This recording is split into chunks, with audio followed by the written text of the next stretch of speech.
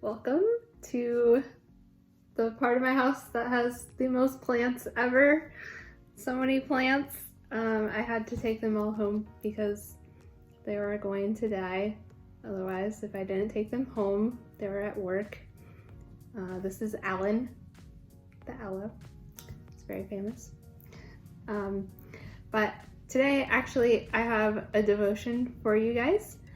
I feel like it's something that God has put on my heart to share with you all. And hopefully, well, not hopefully, but I think it's good for a good reason. So I'm not the greatest speaker though. I typed it out and I'm actually going to be reading it to you, just so you're aware that I'm reading. But here we go.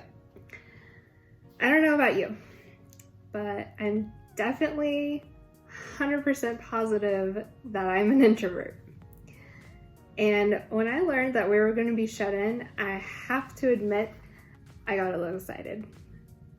Maybe a little too excited. I had imagined all these things that I've been wanting to do, but haven't had time because I had to spend time with people. One of these things was going to be digging into the Bible more. If you don't know already, this is one of my favorite things to do. I even bought a Bible specifically for that purpose. But quarantine has not been what I expected. I actually started out more tired and exhausted than I had been before all of this. I kept asking myself, why am I so exhausted? I'm an introvert. Shouldn't I have more energy right now? Things were not adding up. Last week, I started this series called Having a Mary Heart in a Martha World.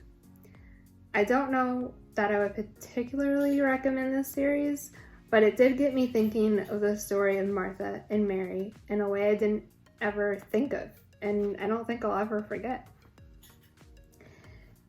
If you have a Bible, you're going to want to find Luke 10:38. That's where this passage is found. Luke 10:38.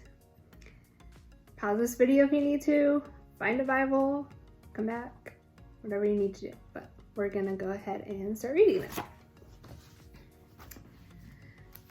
As Jesus and the disciples continued on their way to Jerusalem, they came to a certain village where a woman named Martha welcomed him into her home. Her sister Mary sat at the Lord's feet listening to what he taught. But Martha was distracted by the big dinner she was preparing. She came to Jesus and said, "Lord, doesn't it seem unfair to you that my sister just sits here while I do all the work? Tell her to come and help me." But the Lord said to her, "My dear Martha, you are worried and upset over all these details. There is only one thing worth being concerned about. Mary has discovered it, and it will not be taken away from her." I realized I was feeling a lot like Martha. I was anxious and distracted. I felt like God wasn't there for me and I was frustrated. When everyone else had these devotionals to share and exciting things happening in their lives for God, I didn't. Why was I feeling this way? You see, Martha had invited Jesus into her home, but she missed the whole point of inviting Jesus into her home. Verse 40 starts with, "But Martha was distracted." I was distracted. Even though I had sat down and had time with God, I was distracted. Even though I had more free time, I was distracted.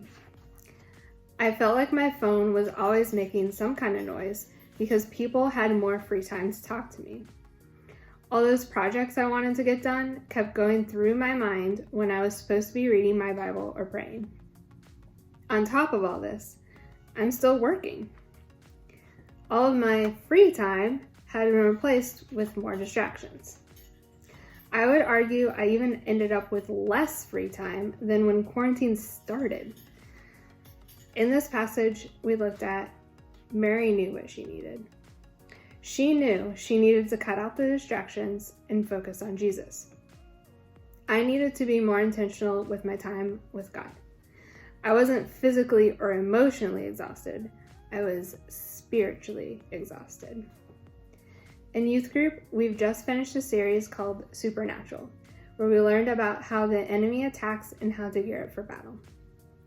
Flaming arrows of distractions were definitely being shot my way. The enemy knew if I had more things to be anxious about, like Martha, I would be distracted from Jesus.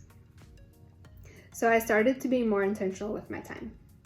Now, I don't know where this video is going to be posted, but if there is a comment section, I would love to hear ways that you guys have to drown out distractions. What I mean is, how do you drown out those distractions? Maybe first you need to identify your distractions. For me, it was turning my phone on silent. I needed my phone to be silent, and I needed God to do the talking.